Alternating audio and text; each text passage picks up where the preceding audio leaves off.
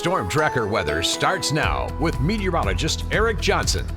Well, it is Friday Eve and we have a beautiful few days of weather ahead. If you're headed up to Glacier National Park this weekend, we're going to see pretty warm temperatures. We should look at those highs getting up into the 70s, and we'll see a good amount of sunshine as well.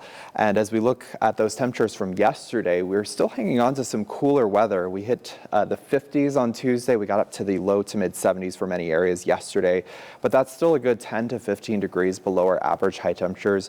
Today we'll really start to see those temperatures climbing. For Helena, getting up to about 86 degrees, so we're right around our average high temperature for this time of year.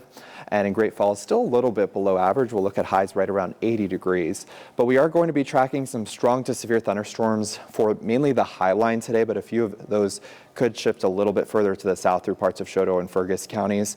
But our main concern today will be some large hail and potentially some damaging wind gusts over 58 miles an hour.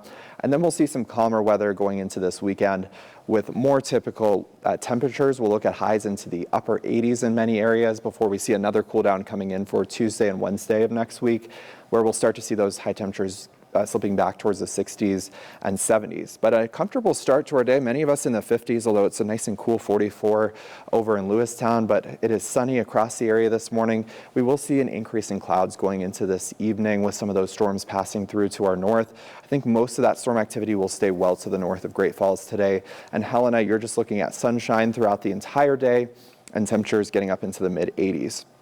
So taking a look at the timing of these storms for the high line today, right around 2 to 3 o'clock, we'll start to see a few of those showers and storms developing over Glacier County. They quickly push off to the east. So for Havre, we'll look at those storms moving through by about 6 to 7 o'clock. And again, you can see a few rogue storms pushing further southeast into parts of Choteau County. So that's definitely a possibility for today.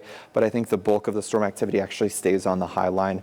And then those storms will quickly head off to the south and east as we head through the overnight hours. But just be on the lookout in Glasgow for some of those stronger thunderstorms right around sunset and just after.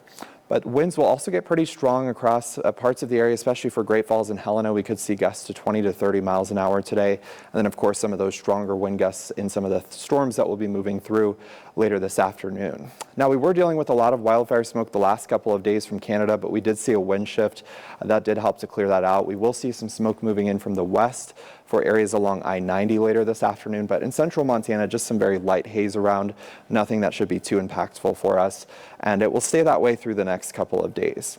But as we do look ahead to next week, another cool down in store for us. As I mentioned, this is the Climate Prediction Center's 6 to 10 day outlook, just indicating a good likelihood of below average temperatures and above normal precipitation.